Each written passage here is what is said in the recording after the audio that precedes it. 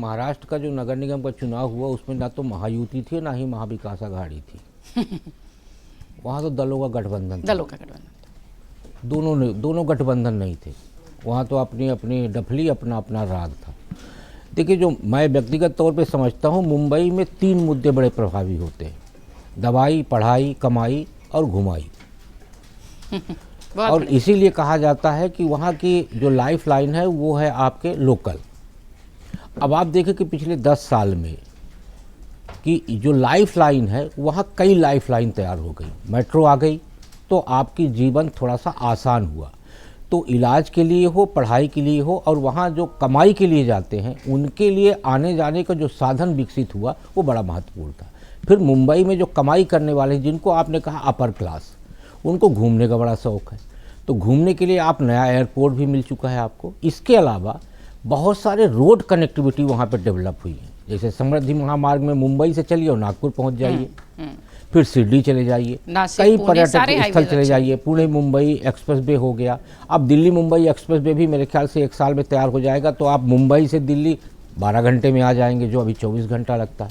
तो कनेक्टिविटी के रूप में भी जिनके पास पैसा है, समृद्धशाली लोग हैं, उनके घूमने के लिए भी अपनी गाड़ी से आवागमन करने का एक बड़ा अच्छा साधन विकसित हुआ। तो ये जो 4 मुद्दे हैं मुंबई में, मुझे लगता है ये चारों मुद्दे बेहतर तरीके से काम किए हैं और इसीलिए भारतीय जनता पार्टी को बेहतर सफलता मिली। दूसरी बात ये है कि जो बार बार ये कहा जाता है कि राज ठाकरे के आने से क्या उद्धव ठाकरे को फ़ायदा हुआ या नुकसान हुआ। मेरा व्यक्तिगत तौर पे मानना ये है कि राज ठाकरे को लेने की रणनीति उद्धव ठाकरे की सफल हुई है।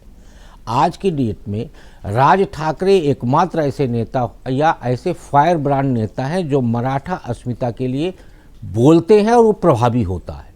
तो आज यदि हम ये माने कि 65 बार जो मुंबई में शिवसेना उद्धव ठाकरे जीती और 6 वो जीते, उसका कारण यही था कि जिस तरीके से आक्रामक तरीके से उतरे राज ठाकरे और उन्होंने मराठियों की बात की, तो निश्चित तौर पे मराठी समुदाय जो कहीं ना कहीं उत्तर भारतीयों से इतर सोच के चलता है, वो फिर एक बार शिवसेना की तरफ आया है।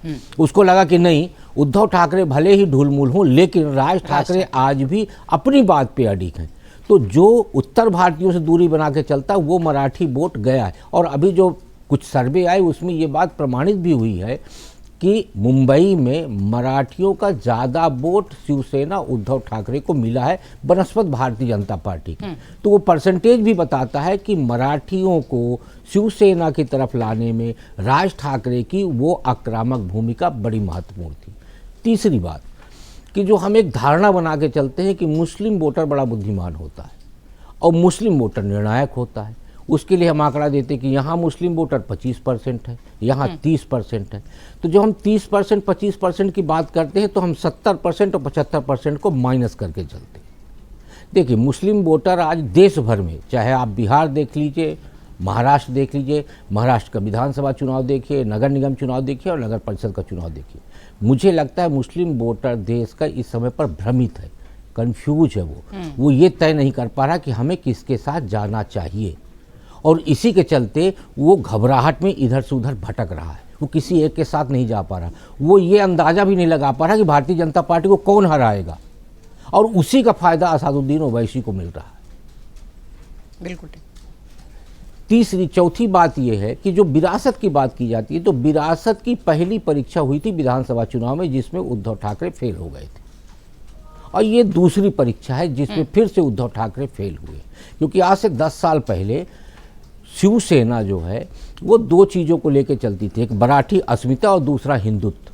लेकिन आज 2026 और 2025 में हम देखेंगे कि ये दोनों मुद्दे शिवसेना के साथ नहीं है। शिवसेना ना तो मराठी अस्मिता की, यानी उद्धव ठाकरे की शिवसेना ना तो मराठी अस्मिता की बात खुल के कर पा रही है और हिंदुत्व से तो उसने पूरी तरह से मुंह मोड़ लिया।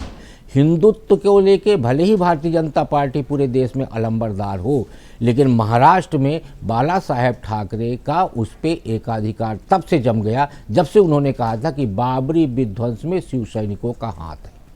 तो भारतीय जनता पार्टी वह दूसरे पायदान पे थी, लेकिन उद्धव ठाकरे के मुंह मोड़ते ही भारतीय जनता पार्टी वहाँ हिंदुत्व के मुद्दे पे पहले पायदान पे आ गई है। और आज शिवसेना उद्धव ठाकरे इन दोनों मुद्दों से विमुख होने का परिणाम भुगत रही है।